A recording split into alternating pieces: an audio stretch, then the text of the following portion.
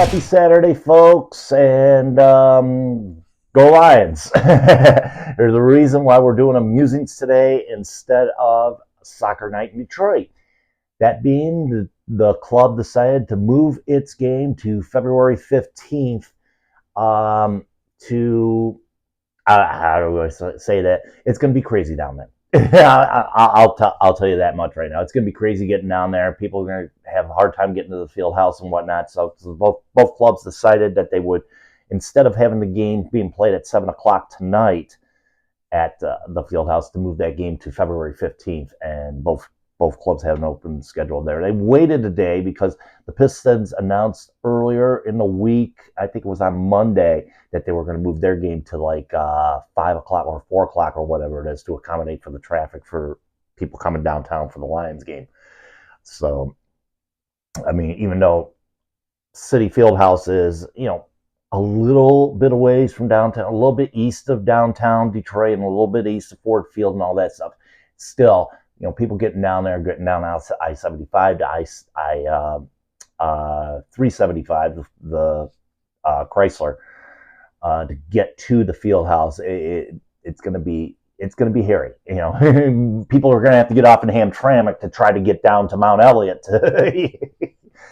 It's going to be a mess. But they understood, and the game was postponed. So the game will be taking place on February 15th at the Fieldhouse. The next home game for Detroit City FC will now be February 1st, and Soccer Night in Detroit will be there on that. A couple of signings to pass along to you. First off, it was Matt Sheldon signing a one-year deal for Detroit City, coming back to the club. Yes, like and subscribe his video series. Like and subscribe to this too as well. But Sheldon, the 32-year-old, comes back to Detroit City.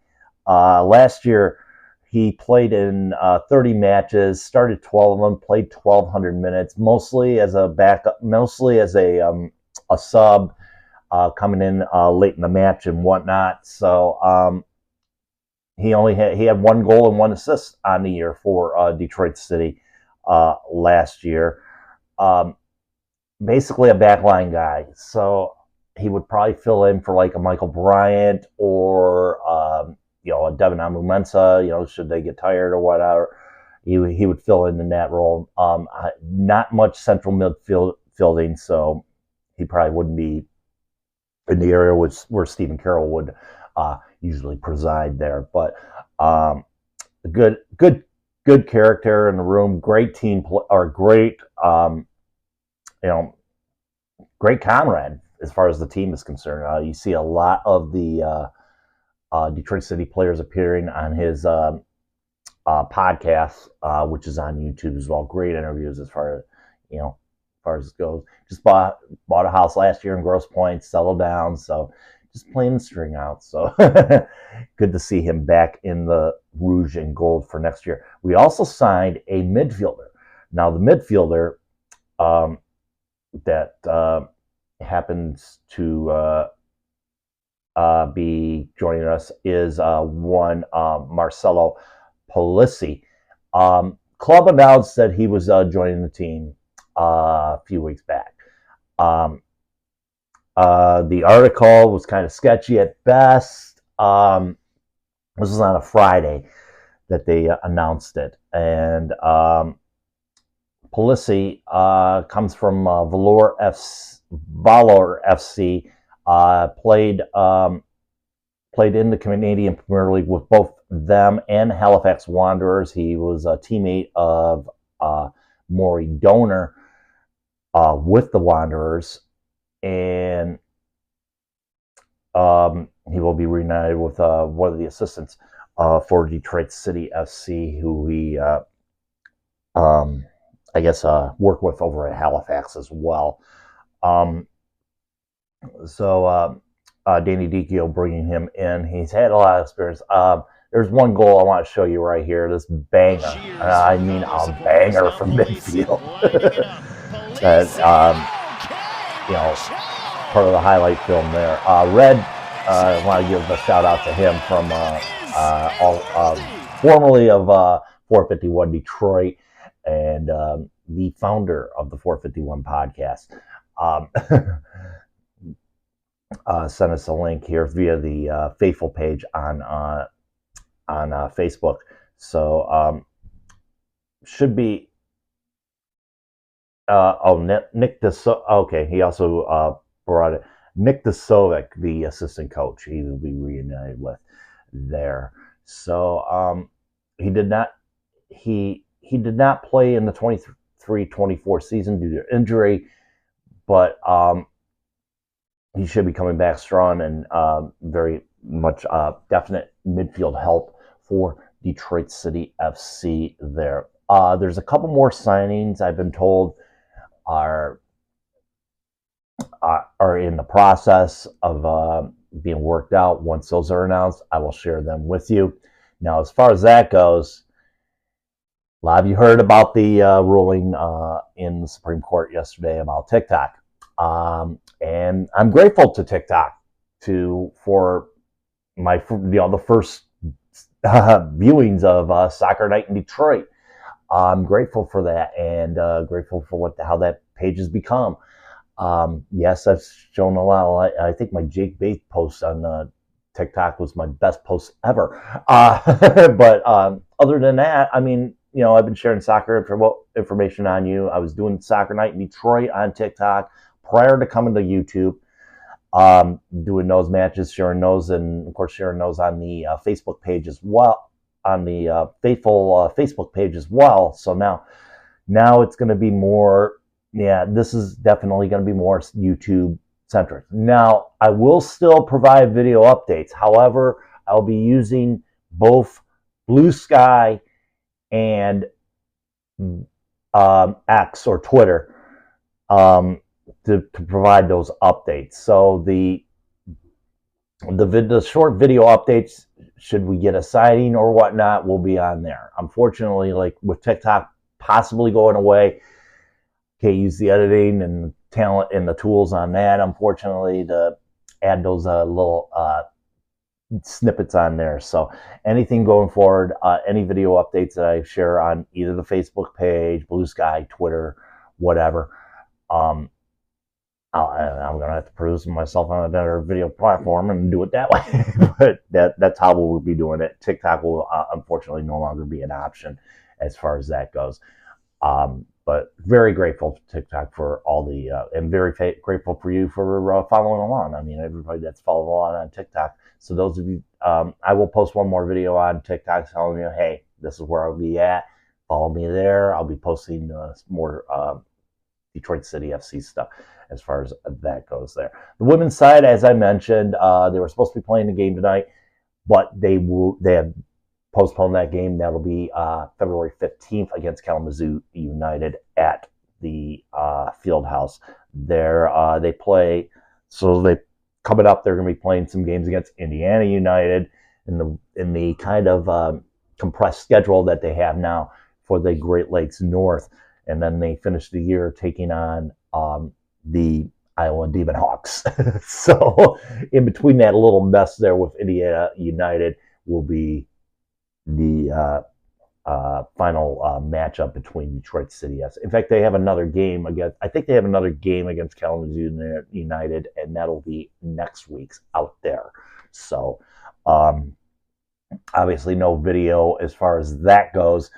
You might be a little musing Soccer Night in Detroit after hours after that game as well, and I'm sure I think there's a couple people heading out there to Portage for that contest as well. So hopefully we can provide with some video content, and definitely some content from the game as well. So look for that next week, and then we'll do a recap as far as that goes.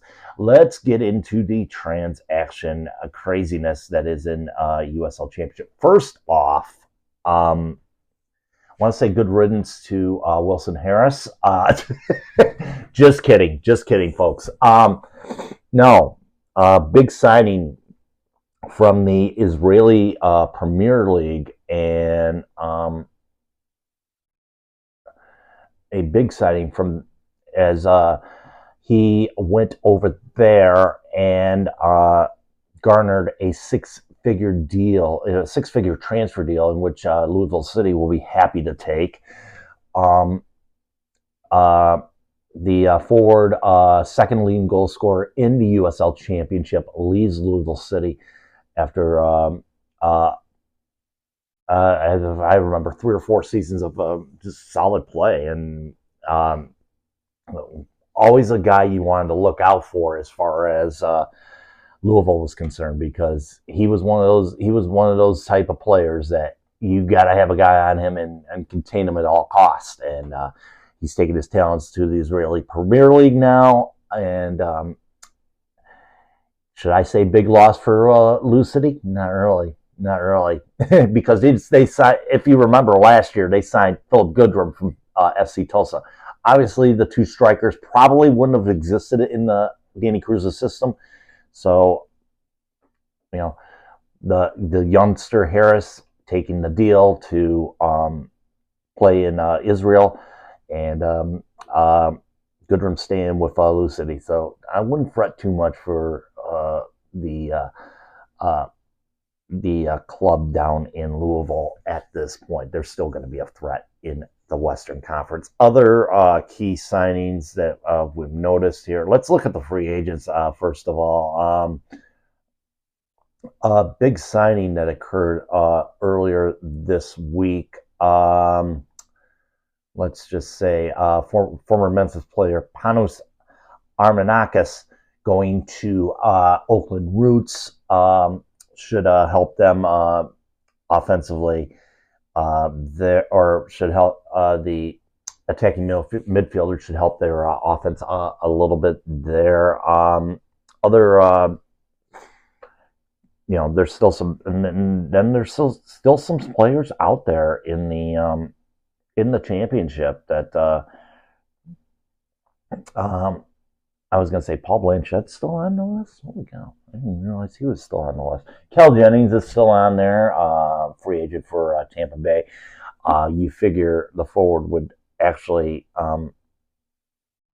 hopefully get a place in the near future. A couple of indie guys are on this list as well. Augustine Williams, older guy, forward.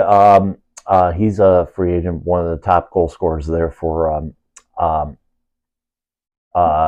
Indy, and then Sebastian Guinsati, an attacking midfielder there. If you're looking for attacking midfielder options for Detroit City, that's one of those names that is definitely out there that you could look. So there's still some great names like Prosper Kassim, a free agent out of Birmingham. A good attacking midfielder from there. Let's just say, plenty of players still out there, for the picking, and just naming a few of those players there. I'm looking at the list here for Detroit City. And I don't even see him on the sign list there. It probably won't be official, but let's just say here, a lot of the there's not really been that many big deals this week as far as that goes, but there's been some announcements here and there, and obviously I just mentioned one there with the Roots side there. But there's, like I said, plenty of time left. Training camp's not for a couple weeks, so, and I think Detroit has 2 more announcements to make as far as their signings are concerned. They're just waiting to pass medical clearance and all that stuff before they can be officially announced as members of the squad. So the big tryouts are coming up this week. That's already we'll see what happens as far as that goes. Maybe something will come out of there.